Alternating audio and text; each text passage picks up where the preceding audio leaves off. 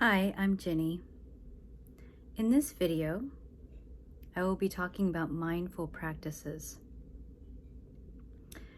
Mindful practices help you to listen to your body, especially as you're recovering. In order to fully recover, it's important to be able to listen to your body, because your body is always giving you signals. And a lot of the times, we tend to ignore those signals because we're always up here in our thoughts.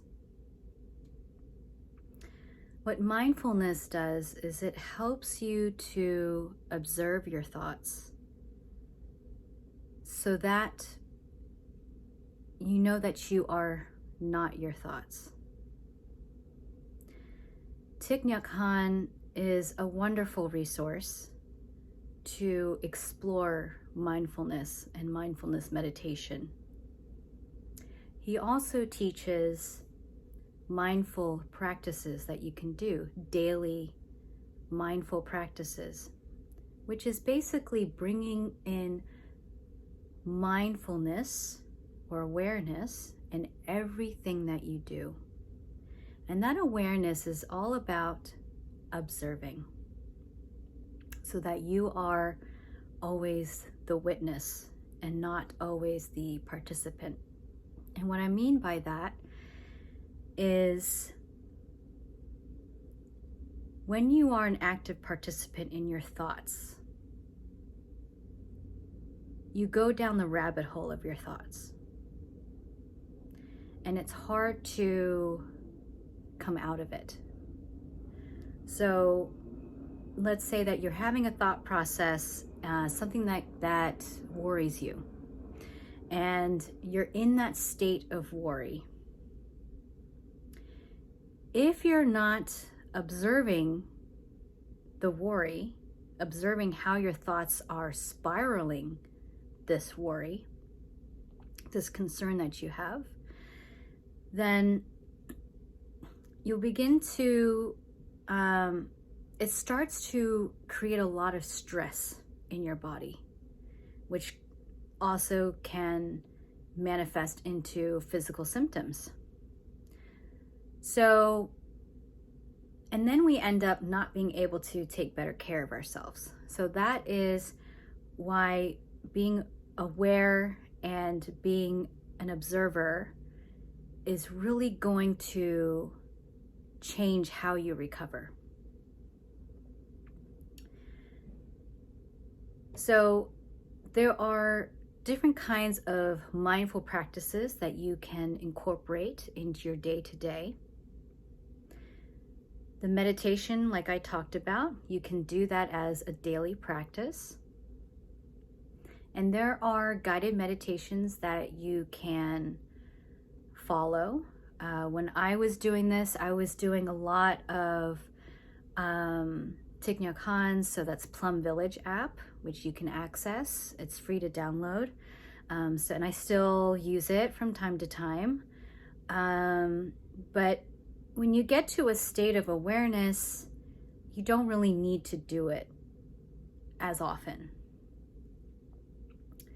And for me, I am in a state of awareness all of the time because I am practicing mindfulness in everything that I do. So that is mindful breathing, mindful eating, mindful exercise, mindful walking. So all of these things, and then of course there are other things that you can incorporate, like mindful resting, mindful tea drinking, for example. There's like all these little things that where you can bring mindfulness. That is only to get you to become mindful in everything that you do. And mindfulness is just all about being present. present in the moment where you are always the observer. So you're observing the thoughts that come in and you let them go. You're observing your breath to see if it's shallow or normal or relaxed. Observing how your body is, your posture. Where's there tension in your body? So you're observing all of these things. You're observing, even when you're in conversation with someone, you're observing and being present with them so that you're hearing what they are saying to you, and present so that you're not thinking ahead of how I'm going to respond to what they're saying to me. So it's being in that present moment of where you are observing and being aware of wherever you are. This will help you greatly in your recovery, especially if you're doing the Kill the Herpes Viruses program, my program from my book, Kill the Herpes Viruses, Release, Restore, and Renew from Illness to Recovery, Health and Wellness. It's available on Amazon in Kindle and paperback. So if you are doing the program, the non-renal or renal program, when you incorporate these tools, it will help you to be able to listen to your body better so that you can respond to the signals and be able to take better care of yourself. That is the key to recovering. It will greatly, greatly help you in your recovery process. So I talk about all of these mindful practices in my book, how to be able to listen to your body better. So again, mindful meditation. Mindful meditation helps you to observe your thoughts. How do you speak to yourself? Are you hard on yourself? Do you judge yourself? So when you are doing those, the mindful meditation, you are becoming aware of those thoughts. You're becoming aware of how you talk to yourself, how you treat yourself, so that you can make the change so that you are no longer doing those things to yourself. So that's mindful meditation. Mindful eating. Mindful eating is a beautiful, beautiful exercise. I love it. When you have a plate of food in front of you,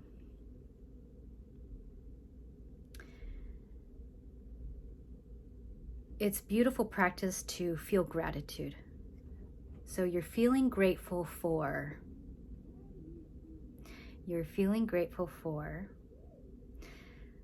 all the people who helped to bring the food to you, like to the market, the farmers who grew it, the drivers, the people who packed it, the people who prepped it. You think of all of those people who helped to bring this food to you that's on your plate. You feel gratitude for the sun, the rain, all the bugs that played a part too in it, the clouds, everything, the wind, the trees. So you are aware of the everything that's connected. So you close your eyes and you feel that gratitude. And then as you prepare to take the first bite, you're in a state of observing. So you're preparing the first bite. So you pick it up with the utensil, whatever it is, fork, spoon, chopsticks, whatever that you're using.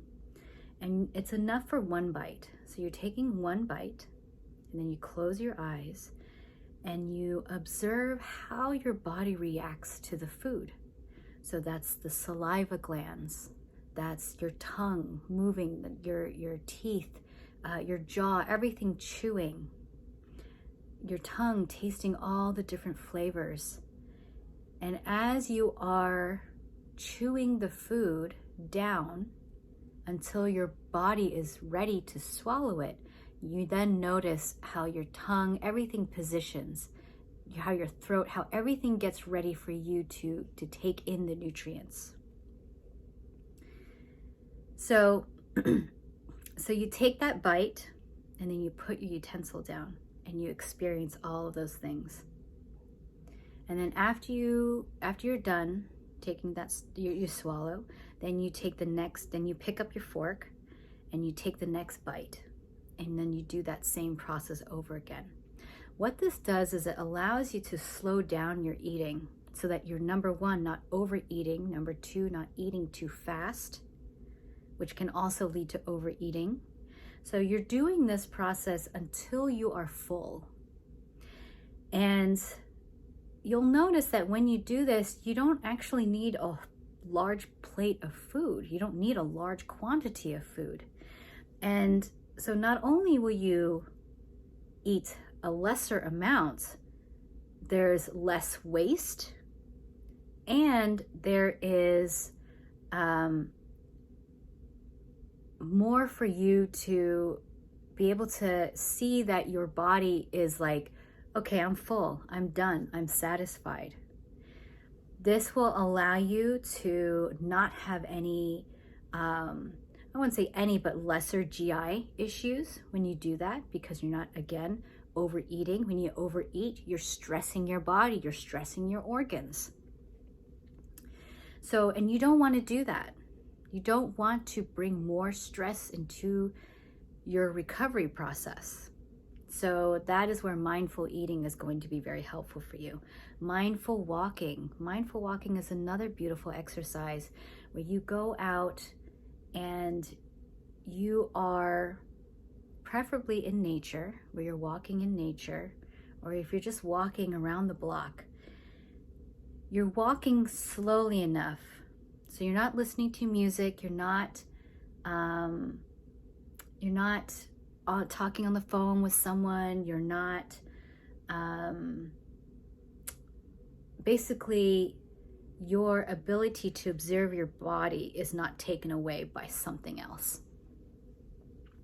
And it's not, mindful walking is not like you have to go exercise, where you're walking a fast pace around the block, again, talking on the phone, or if you're listening to music, that kind of stuff. So you want to walk slowly enough where you are able to notice your body's posture, how you're breathing, how your legs, the movement of your body, so your arms, your legs, your feet, you're feeling and noticing how your feet walk on the ground.